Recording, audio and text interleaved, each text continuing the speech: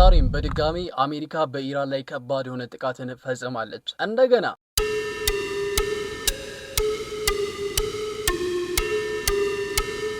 ሌላኛው ደግሞ እስራኤል በሊባኖስ ታይቶ በማይታወቅ መልኩ በአንድ ቀን ውስጥ ከ120 በላይ ጥቃቶችን ፈጽማለች።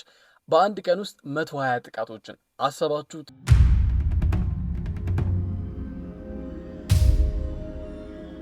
እና ዛሬ በመካከለኛው ምስራቅ በእነዚህ ሁለት ቀናቶች ማለትም ከባለፈው ቪዲዮ በኋላ የተፈጠሩ አዳዲስ የሚባሉ ነገሮችን እነግራችኋለሁ። በጣም ብዙ አዳዲስ ነገሮች ተፈጥረዋል፣ መጀመሪያም እንደሰማችሁ። ስለዚህ በየቀኑ አዳዲስ መረጃዎች፣ ዜናዎች፣ እንደዚህ አይነት ዜናዎች እንደርሳችሁ ሰብስክራይብ ማድረጋችሁ እንዳትረሱ። ቀጥታ ወደ ቪዲዮ እናልፋለን። ይመቻችሁ።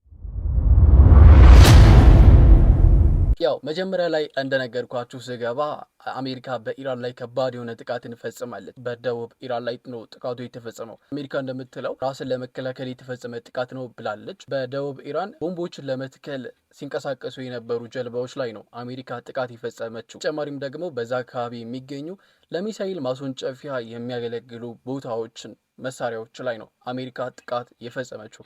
አሜሪካ እንደተናገረችው እኮ ከኢራን በኩል ግን ከባድ የሆነ ማስጠንቀቂያ ነው ለአሜሪካ በዚህ ሰዓት እየቀረበ ያለው። ይሄ ነገር እጅግ በጣም ሰላምን የሚረብሽ ዲስ ጦርነት የሚቀሰቅስ ትንኮሳ ድርጊት ነው ብላለች አሜሪካ የፈጸመችውን ጥቃት። አሁን እዚህ አንድ ቪዲዮ ላሳያችሁ። የአሜሪካ የሴክሬታሪ ኦፍ ስቴት ማርኮ ሩቢዮ የተናገሩትን አዳምጡት።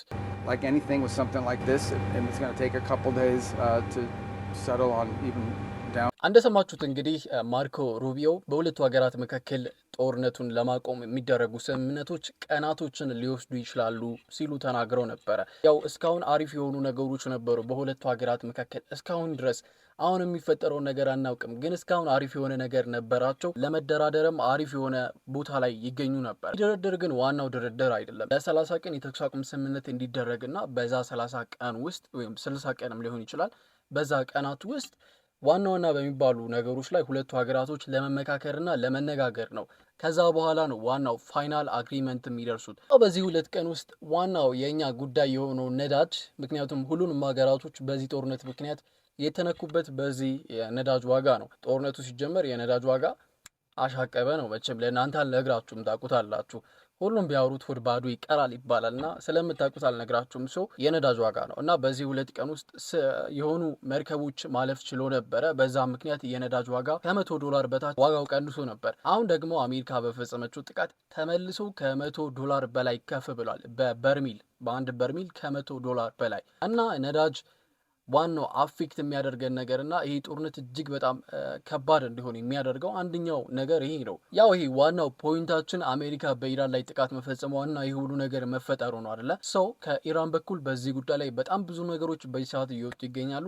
ከነዛ መካከል ዋና ዋና የሚባሉ ነገሮችን ስነግራችሁ የኢራን ሪቮሉሽናሪ ጋርድ የሚባለው ማክሰኞ ዕለት ባወጣው ጽሁፍ ላይ ኢራን በአሜሪካ ለተፈጸመባት ጥቃት ምላሽ የመስጠት ሙሉ መብት አላት ያሉ ሲሆን አንድ ድሮን መተው መጣላቸውና ሌላ አንድ ድሮንና ፋይተር ጀት ደግሞ ተኩሰው ከራሳቸው የአየር ክልል ማባረራቸውን የተናገሩት። ያው የሁለቱም ሀገራቶች ፍላጎት ታውቁታላችሁ ብዬ አስባለሁ። የአሜሪካም የኢራን። የአሜሪካ የስትሬት ኦፍ ሆርሙዝ እንዲከፈት ኢራን ኒውክሌር ቦምብ እንዳታመርት ወይም ደግሞ ለቀጣዮቹ 20 ዓመታቶች ኢራን ኒውክሌር ቦምብ ላለማምረት ቃል እንድትገባ እንድትፈርም ነው አሜሪካ የምትፈልገው። ከኢራን በኩል ያሉ ፍላጎቶችን መቼም ታውቃላችሁ። ያው ምንድነው ፈንድ አለ $24 ቢሊዮን የሆነ ፈንድ በሌላ ሀገር ተይዞባት እሱ እንዲለቀቅላት ትፈልጋለች። ሌላው ደግሞ የስትሬት ኦፍ ሆርሙዝንም መቆጣጠር ትፈልጋለች። እንደነዚህ አይነት ፍላጎቶች አሏት። ሌላኛው ደግሞ በሊባኖስ ያለው የእስራኤል ጦርነት እንዲቆም ትፈልጋለች። እንደነዚህ ነገሮች የኢራን መደራደሪያዋ ነጥቦች ናቸው። ግን እስራኤል ለዚህ ነገር ጥሩ ምላሽ ያላት አይመስልም። ምክንያቱም ማክሰኞ ዕለት ብቻ በሊባኖስ በፈጸመችው ጥቃት ከ120 በላይ የሚሆኑ ጥቃቶችን ነው በአንድ ቀን የፈጸመችው ሊባኖስ ውስጥ። በዛም ጥቃቷ 31 የሚሆኑ ሰዎች ተገድለዋል፣ ወደ 40 የሚሆኑ ሰዎች ደግሞ ጉዳት እንደደረሰባቸው ነው ሊባኖስ የተናገረችው። እና ምልላችሁ ፈልጌ ነው መካከለኛው ምስራቅ ያሉ ሀገራቶች ሰላም አይወዱ፣ ሰላም አይፈልጉም። እሱ ነው መረዳትና ማየት ያለብን።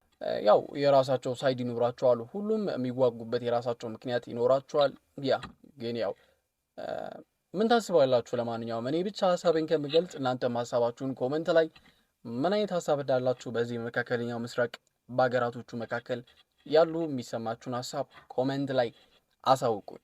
በየቀኑ በየሁለት ቀኑ አዳዲስ የሆኑ ዜናዎች እንደዚህ አይነት አቀራረብ ጥሩ የሆነ ያው ይህ አቀራረብ ደግሞ ቀስ እያለ እያሳደግ ነው እንሄዳለን፣ አሪፍ እናደርገዋለን። እና እንደዚህ አይነት ዜና የመቻችሁ ከሆነ ሰብስክራይብ ማድረጋችሁ እንዳትረሱ፣ የደውል ምልክቷንም መጫናችሁን እንዳትረሱ። ከነገ ወዲያ በሌሎች ዜናዎች ተመልሰን እንገናኛለን። ሰፋ ባለ ቪዲዮ ነው። አይ ሆፕ በጣም በሰፋ ባለ ቪዲዮ ተመልሰን እንገናኛለን። እስከዛ ድረስ ይመቻችሁ። ማሰላማ የሳ